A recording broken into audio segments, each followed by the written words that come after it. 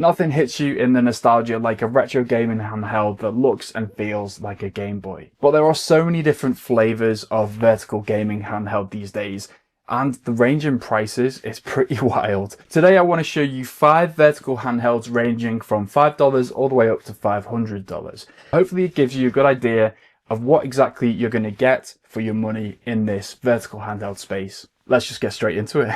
Let's kick things off with this Epouch retro handheld that I picked up on TikTok Shop for $5. And I'm really intrigued to see exactly what you can do with a $5 handheld like this.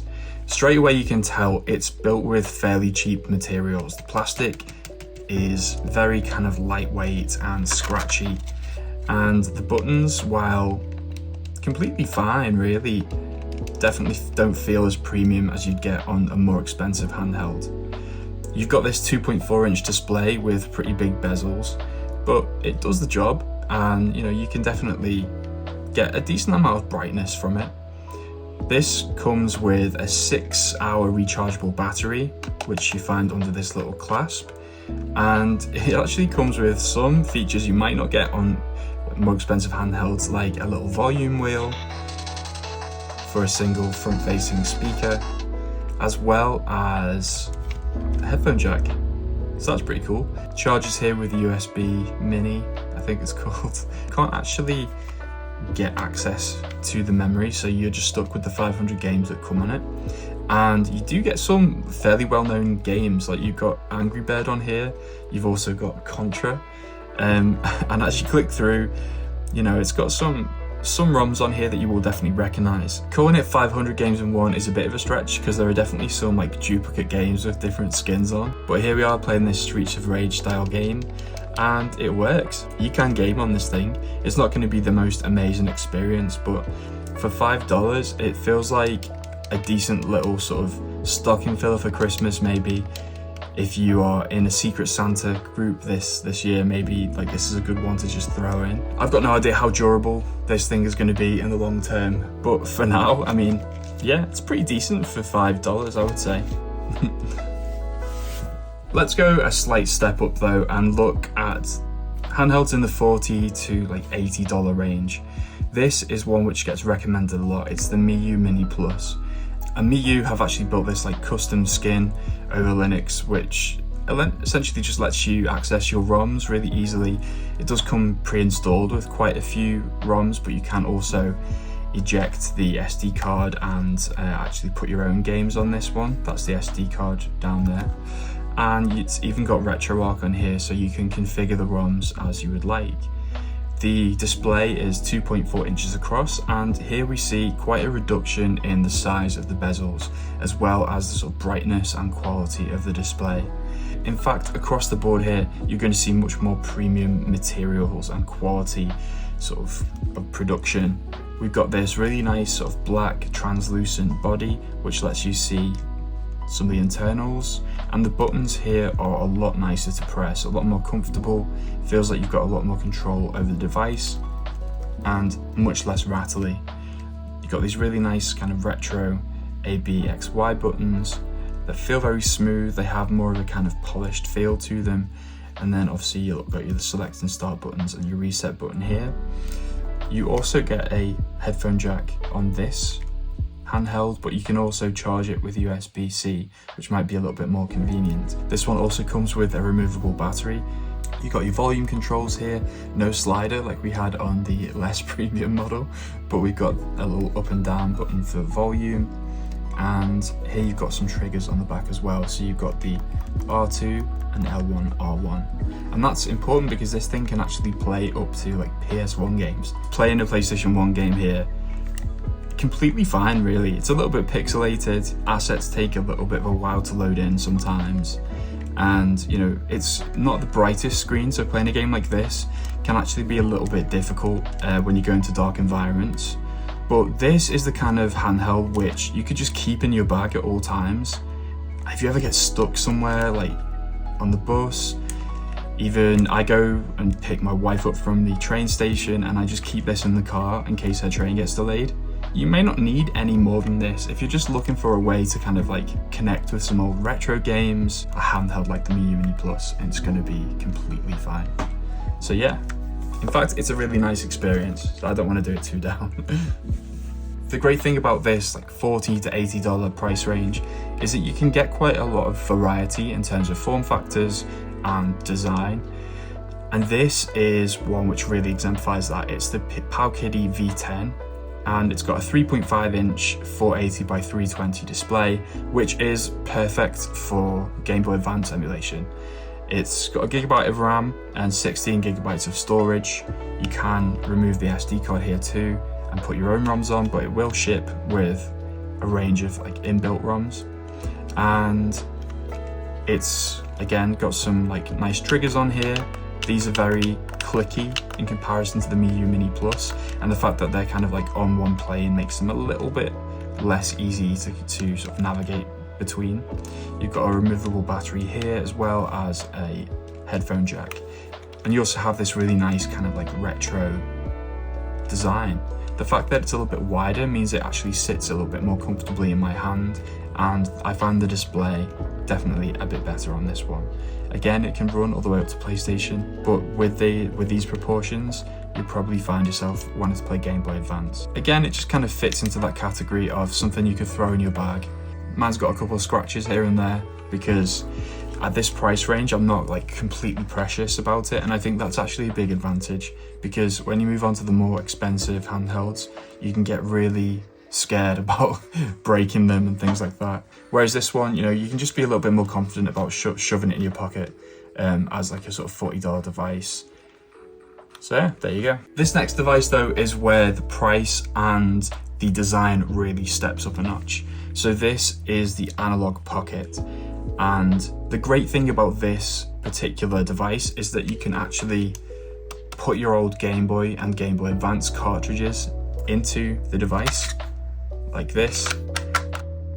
So it's going to emulate the hardware of a Game Boy and actually allow you to play your old cartridges. This is officially listed on the Analogue website for $219, but when you factor in shipping costs and also customs duty here in the UK, for example, it ends up coming to around $400. Pretty hard to get a hold of these.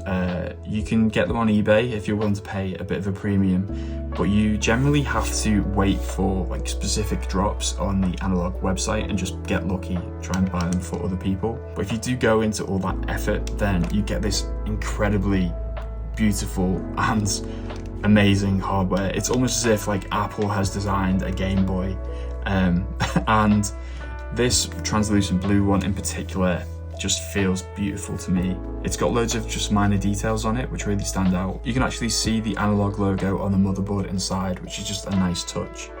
And this one charges with USB-C. It's got a headphone jack, and you can even connect this to like trading cables, so you can trade Pokemon with other devices, things like that. It's got slightly more control on this one as well. So we've got here the volume button, but of course if you hold the home button and, you know, move it up and down, you can change the brightness of the display. You can even switch between different display modes. So here we've got the original like Game Boy DMG sort of look, but you can go to an Analog GB, which is kind of like a slightly brighter and more kind of like less saturated version. Or we can go into like just straight up what the original Game Boy would have looked like. So you're playing like as faithfully as possible really to the original Game Boy experience. And you can go into what it would have looked like with like the Game Boy Light, and then this neon matrix version, fluorescent over here too. So you've got all these different options in terms of how you want to play. With different firmware updates, you can actually do a lot of like software emulation as well. So, you know, you can emulate all the way up to pretty much like the Sega Genesis or like Mega Drive as we call it in the UK. It has a 3.5 inch 615 ppi LCD display, and this is a resolution of 1600 by 1440. So that's basically 10x the resolution of an original Game Boy. It really is like the most premium way to play Game Boy, but here I am booting up the Sega Mega Drive on it just so I can show you the colours that it can produce. And this is also where I always forget which buttons to press. The controls feel really nice, but they're definitely designed for like Game Boy rather than something like the Mega Drive. So when you're playing racing games like this, you'll see that like you have to be quite deliberate about the buttons that you're pressing. They're very sort of like clicky. You can't really roll around the D-pad as easily as you would on like a Mega Drive, and that does make a slight difference to how you sort of game. I'd say this is definitely much more of like an enthusiast level product. It's only worth getting if you know, have Game Boy or Game Boy Advance cartridges that you would like to use on like a more modern device. It's in that kind of price range where you will really want to take care of it, and you'll be like constantly worried about breaking it if you take it onto like the bus or something. So I usually take this handheld with me if I'm doing like a Pokemon Nuzlocke or something like that, and I want to, you know, just like go on a maybe like a weekend break, or I'm on like a work trip where I don't have much space in my bag for a much bigger handheld, but I know that I want to have something to sort of play on in the early mornings before breakfast or things like that. It's like a collector's item really. So yeah, that's the Analogue Pocket. But this is where we get up to the real beast, and this is the AYANEO Pocket DMG.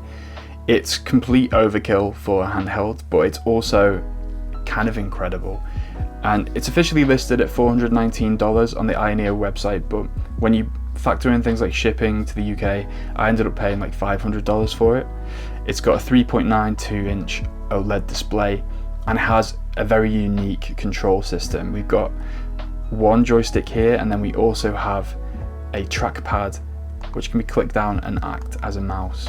You can switch between the two modes by holding down start and select together, so it essentially functions as a joystick for when you want to play games with dual analogues, but otherwise you can use it for sort of navigating around the operating system, which is Android, and this is essentially an Android phone crammed into a vertical handheld setting. That comes with a lot of advantages because Android is a very flexible emulation platform these days. You can get things like Dolphin on here for GameCube emulation, you've got Redream or Flycast for Dreamcast, you've got DuckStation for PlayStation. It's got this magic wheel on the side, or magic switch, where you can do things like change the brightness or the volume. This is actually at max brightness at the moment, but it can go down pretty dim, and because it's an OLED, it's really good to play in dark settings, especially in bed. You can even use this magic switch to set things like the volume or the performance level. It just feels really nice in your hand. And there's even a little turbo button here which can like switch between the performance profiles. This does actually have a fan inside it, which is gonna like eject hot air through the top of the handheld, and that can get pretty loud. So I'm generally not trying to play games on the max settings if possible.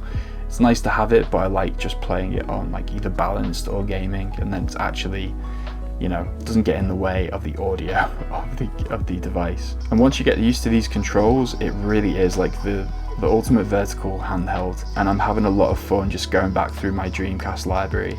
It helps that the colours match up to what the old Dreamcast used to look like. For a handheld like this, where you're going to be emulating pretty much all the way up to PS2, you're paying $500 for it, and you have to be really like committed to this form factor and know exactly how to get the most out of that power. But I will definitely take it on work trips.